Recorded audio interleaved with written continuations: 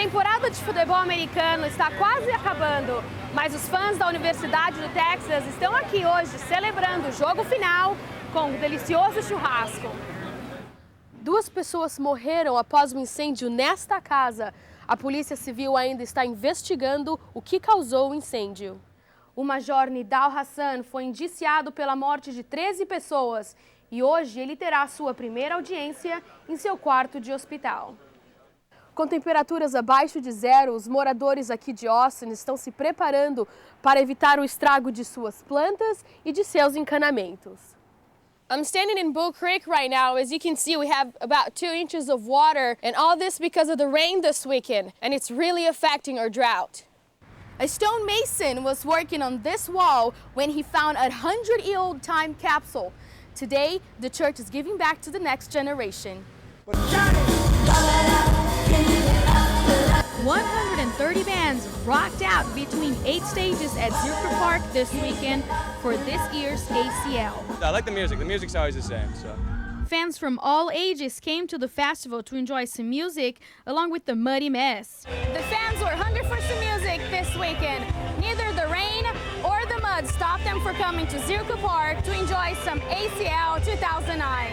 We've always wanted to come. Today is quite the mud fest. We're protecting his hearing. If we get too close, it's too loud for him. He doesn't like it. So, and he loves them. He won't take them off when we go home. ACL was completely sold out this year with a great lineup such as King of Leon, David Matthews Band, and Pearl Jam will be closing the event. Camila Bicalho, KXAN, Austin News. When it rains, it pours. Jim from Georgetown was glad to see 10 inches of rain for the past 3 days, but sadly, he had to lose a beautiful tree. I never thought that a tree this size would ever come down no matter how much rain we've had. Jim Hinkle left for a quick lunch. He came back to find this. His favorite tree toppled over. I was willing to take a flood to get some rain.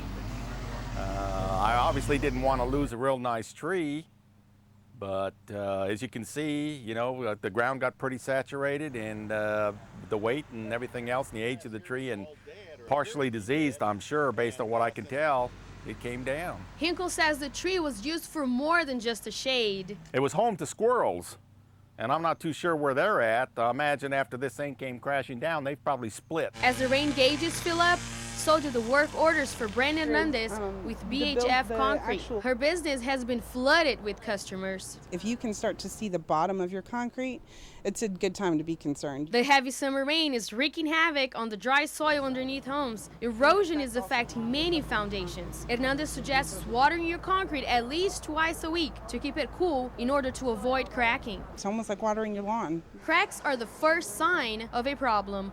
For KXN Austin News, I'm Camila Bicalho.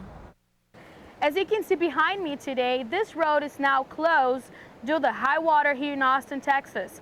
Our military forces have troopers on standby from Dallas all the way to San Antonio. Heavy rains have forced many low-water crossings to close in the Austin area. That's why I came down this way. I thought, it's not enough rain, so we should be able to go past, but I guess it's quite dangerous than I expected. So Governor Perry has activated military troops in case of an emergency. If there are any low water crossings where folks need to be rescued, then we have the vehicles and the aircraft to do that. It only takes 1.5 feet of water to lift your car and possibly sweep it off the road. So always remember, turn around if you run into a flooded road. Safety first. But for some, the rain was a nice relief. It's pretty exciting. Rain hadn't happened in so long that sometimes you wonder if they remember what it is. Camila Bicalho, KXN News, Austin.